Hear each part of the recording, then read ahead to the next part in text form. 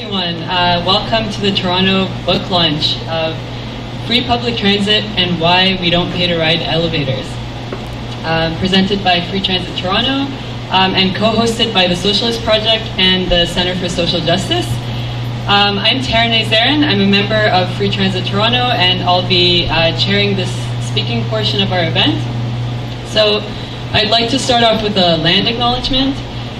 Today is the first day of summer, the day of the summer solstice, and as such, we're celebrating National Indigenous Peoples Day in Canada.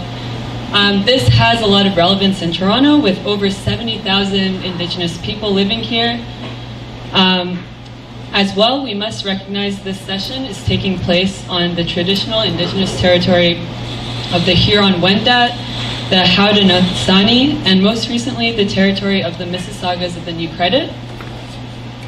This territory is part of the Dish with One Spoon Treaty, which is an agreement between the Anishinaabe, Haudenosaunee, and allied nations to peaceably share and care for the resources around the Great Lakes.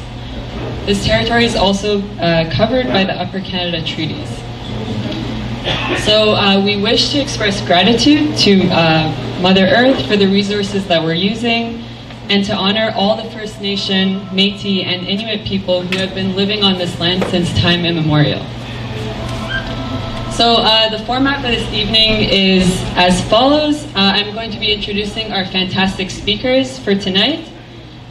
So we'll hear from each of them in turn, and then we'll open up the floor to questions, and after that you can be free to mingle as you wish. So the first speaker for tonight is going to be Jason Prince.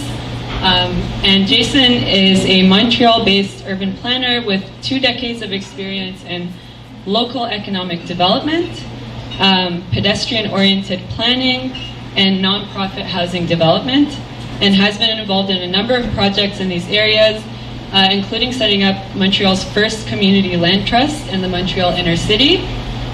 He currently teaches social economy and public policy at Concordia University, while also coaching nonprofit businesses as a social economy agent with PME MTL Centre Vie. And he is the co-editor of the book that we're launching tonight, along with Judith Delheim of the Rosa Luxemburg Foundation. So please welcome Jason. Just a little correction. The first community land trust in Montreal was started in about 1982 at Milton Park. And what we tried to do at Benny Farm was to do something that would be version 2.0, let's say. And it didn't work. So I didn't I didn't participate in that founding. All right. So first, I'd like to say, I'm only going to talk for 5 minutes. This book is designed to have standalone chapters. It's a jolly good read. Each one is distinct. My publisher is going to hate me, but it's a Creative Commons project, and it'll be free on the website of the Rosa Luxemburg Foundation very, very soon. But people who like paper or want to support a non-profit radical book publisher, buy a paper copy. Here's the thing. Free public transport. I'm an urban planner, so I'm going to give you the urban planner take on it. There are 100 cities that have free public transportation right now in the world. Most of them are small cities. 100,000 in Auvergne, France. Been free for some number of years now, and it's kicking it. The biggest experiment we have right now is the capital of Estonia. Tallinn, a city of 450,000 people, so 500,000. So when Tallinn rolled out, it was actually an idea that came from the right-wing parties in Estonia. They announced it, a middle-of-the-road party pushed it out, and now everybody's scrambling. It is extremely popular.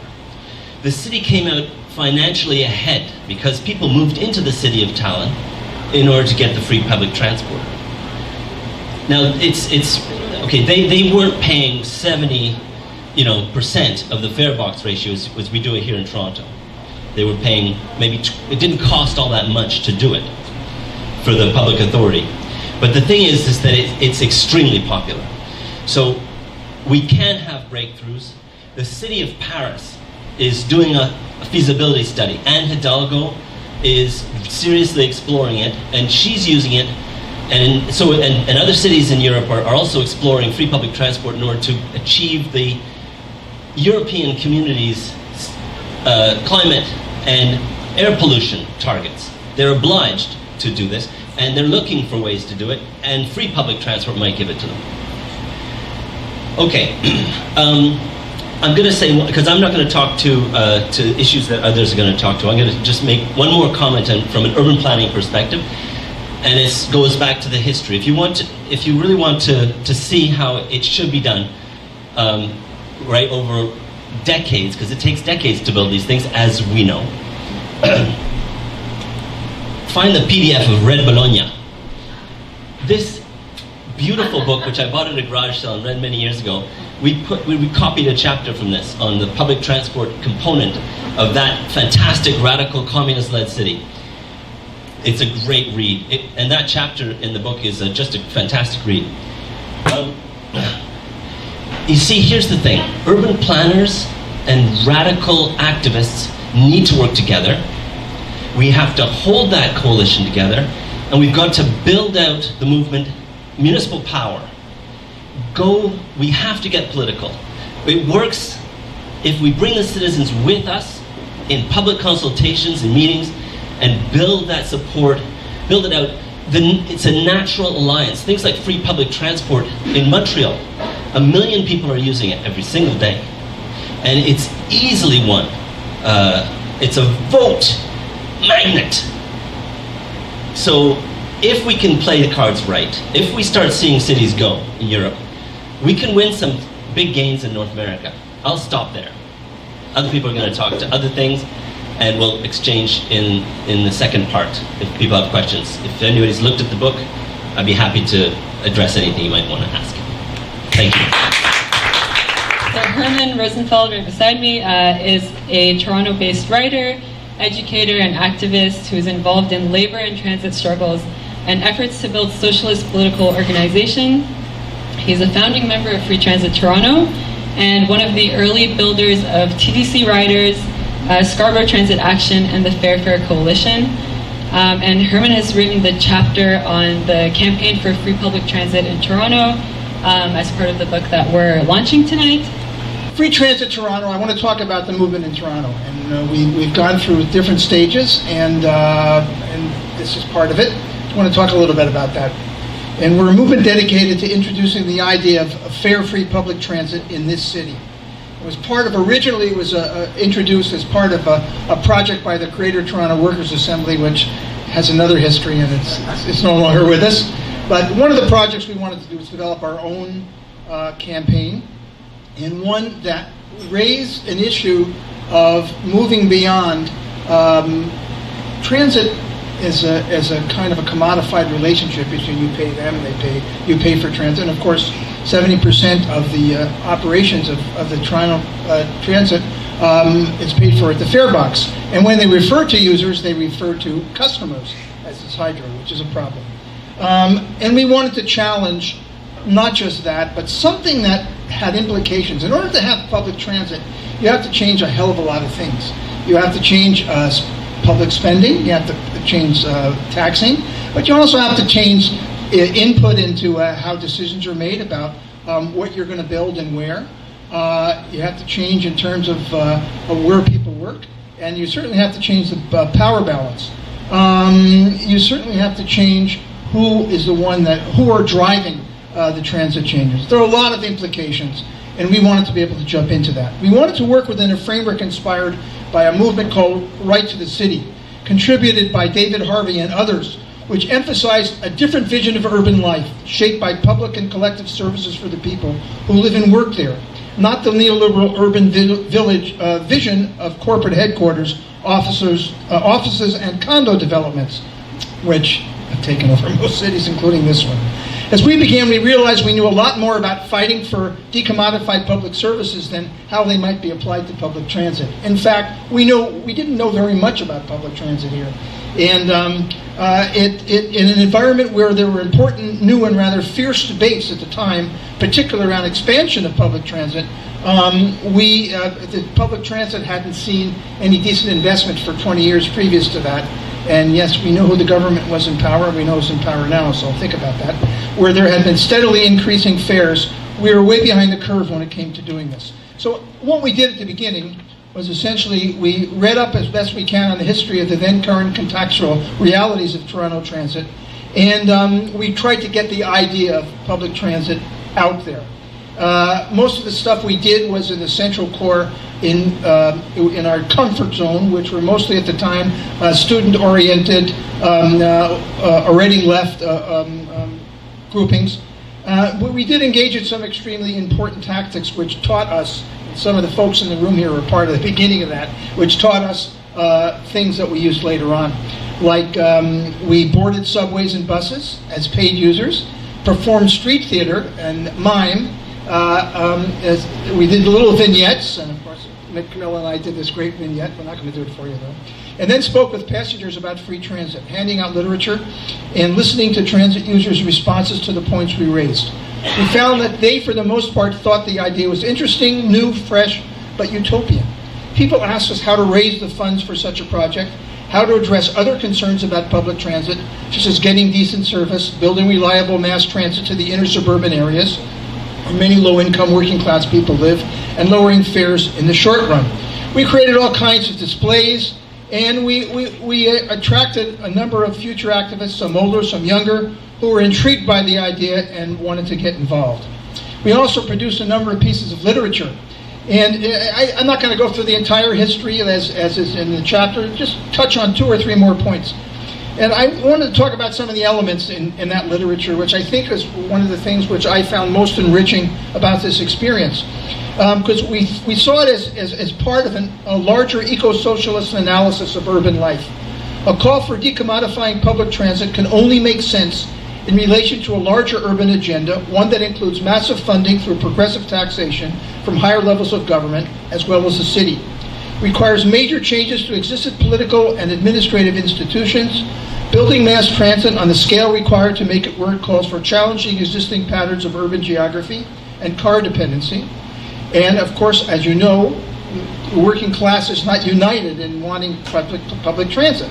A lot of working people are dependent upon cars for geographical, demographic, and all kinds of reasons. And that's something we have to deal with. It would mean nationalizing financial institutions and government willingness to borrow on a scale comparable to the mobilization of a wartime era. It's a big deal. The dominance of existing elites such as private developers, financial capital, and the beneficiaries of the P3 craze would have to be challenged, and new capacities to build, manage, and plan, which have been lost in a lot of ways by governments at all levels because of the effects of neoliberalism for the past 30 years, would require both expertise and popular participation and have to be developed. The bottom line for what we did is that we reached a kind of a ceiling. And that ceiling was that we talked about the long term, but we weren't able to generate enough energy to link this up to fighting for the short term and the medium term. Things like making transit better for people, addressing the immediate concerns of people in low-income areas, lowering fares, a whole series of issues of changing the balance of the fare box.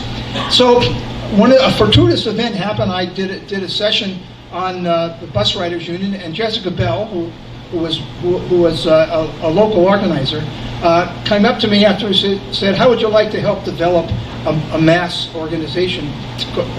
It exists. It's called TTC Riders, but it's not a mass organization. So it made sense to me. I talked to my colleagues in the free transit movement, and we did. And a lot of the folks from the free transit, what became Free Transit Toronto, worked together to help to argue in those early days of reconstituting TTC riders around issues like lowering fares. Not everybody agreed to those kinds of things.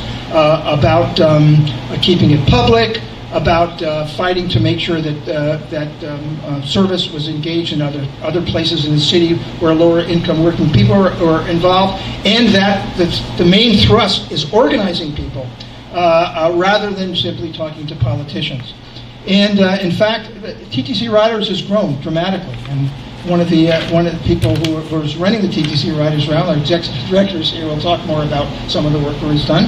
And so there is always a contradiction, and I'm going to finish at this, between how you balance out posing some daring political challenges like free transit and the kind of long-term interlocking set of reforms you would need, and involving in more of a mass movement in terms of fighting in the short run for some of the elements that TTC Riders fights for.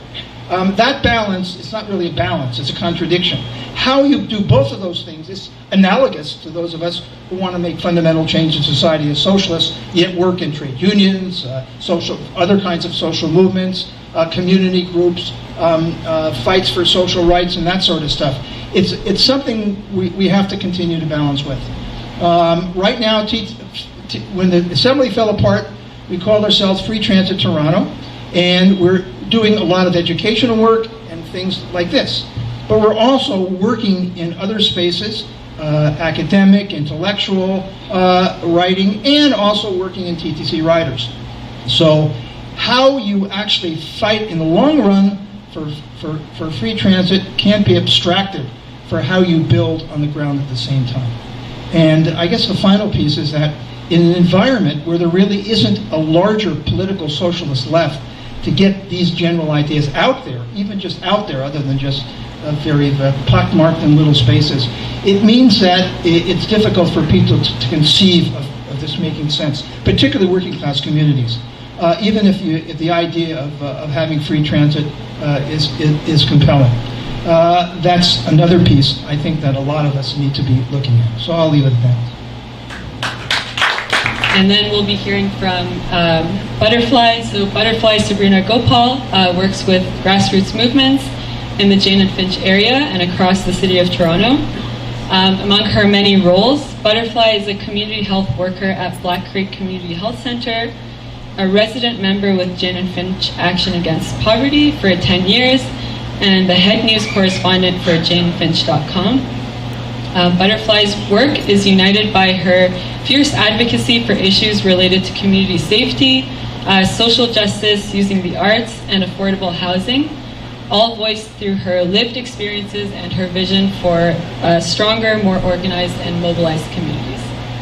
What do you guys know about Jane and Finch? What's that?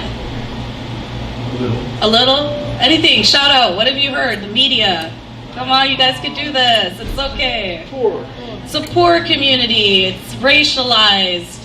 High unemployment. High levels of poverty. One of the most multicultural cities in the world. Right? Have you guys heard of some of this stuff? High levels of crime. Yes. Okay. So I'm part of an organization called Jane and Finch Action Against Poverty. We're a resident-led anti-poverty movement in the neighborhood. And we work around social and economic justice. We've been around for almost 10 years.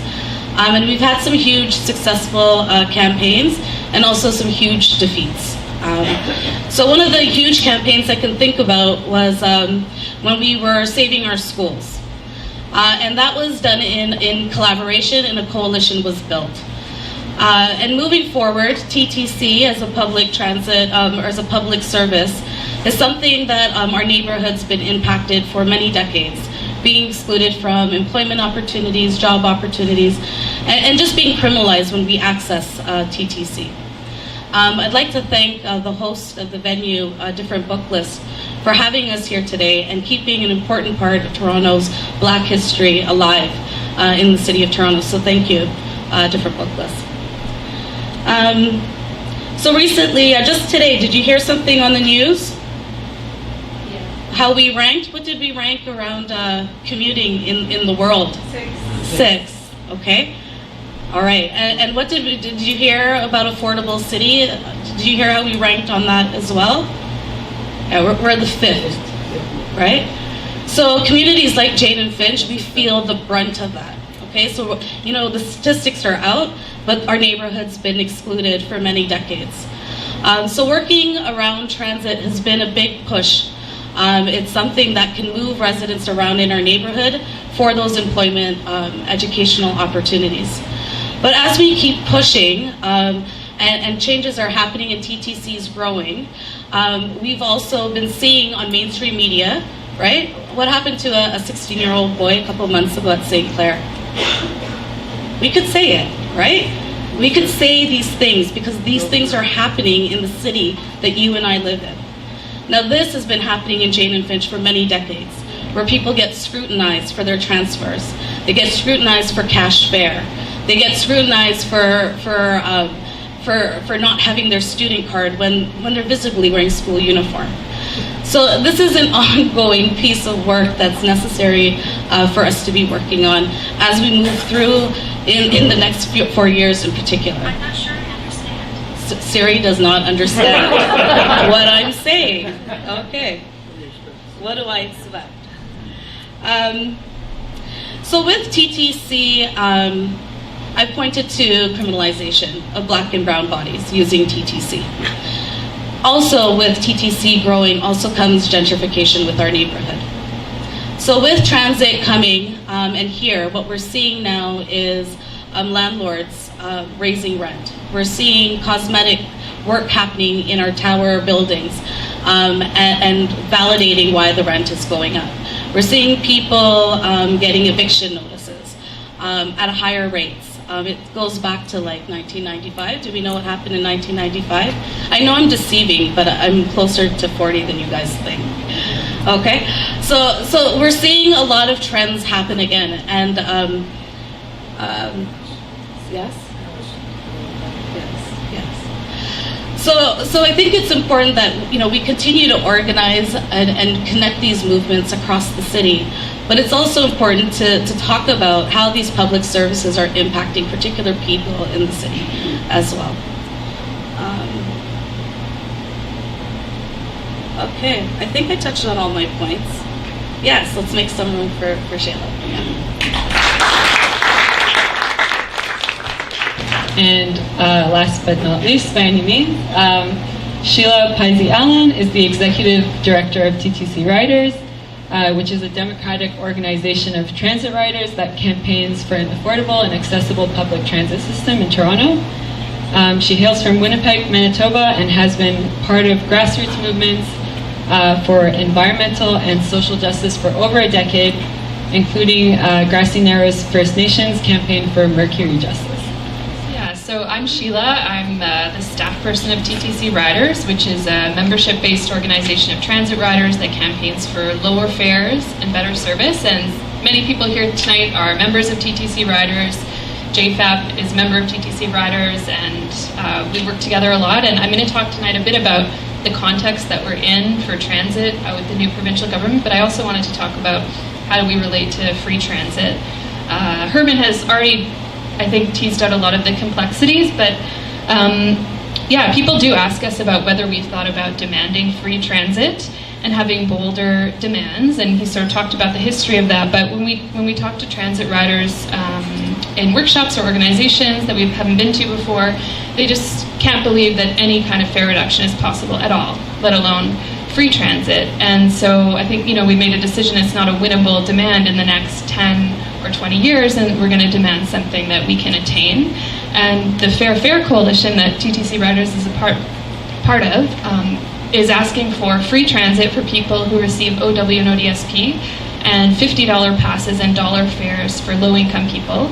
And that's a bold demand. And the low-income pass that we won this year falls far short of that. It rolled out this April, and people receiving OW and ODSP can get a Presto card and get $2 fares and $115 passes. So it's not enough. It's still extremely expensive, but the Fair Fare Coalition decided we're going to push for this because it's on the table. And the other piece, and the Fair Fare Coalition spent, I think, 1.5 years developing those demands in consultation with different community agencies and groups. There are next phases of the Fair Fare Pass. It's the same paltry discount, but it will be extended to people who receive a childcare benefit or a housing subsidy, childcare subsidy. And then the third phase is for people basically who are precarious or minimum wage workers. Those two phases are going to be a bigger fight because they're far more expensive. So this first phase costs $5 million. To extend that discount to people who are minimum wage workers in Toronto will cost up to $50 million. And so that's the Fair Fare Coalition. If anybody's interested in getting involved with that work, one of the issues they're working on right now too is the phase out of tokens and making sure that the Presto replacement tickets are going to be accessible to people and widely available. Come and talk to me or to Herman, to Camilla, and find out how you can get involved with that.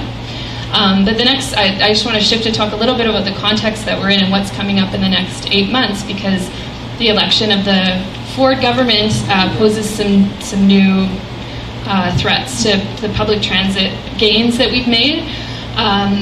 As Herman alluded to, the last time a PC government was in power, they cut the provincial operating funding to the TTC in 1998, and it's never been restored. But what the Liberal government did introduce in 2004 was a gas tax contribution to the city. So 2 cents per litre goes to Toronto. It works out to about $170 million per year. And they committed to doubling it by 2021. But Doug Ford, as you may recall, has promised to cut the gas tax. And so we really don't know what that will mean for public transit funding. That's the only source of provincial funding for transit operations. So that's one piece. The other piece is he's planning to build extremely expensive subway stops that people don't need, and that he would like to upload the subway to the province. And that may prove more complicated than it sounds, but we're very concerned that that will break up the TTC and result in privatization of the subway lines, basically Hydro One all over again for transit and higher subway fares. So those are some of the fights that are coming up in the next 4 years, but we also have more to gain municipally with the next phases of the low-income pass and fighting for a bigger city subsidy to the TTC.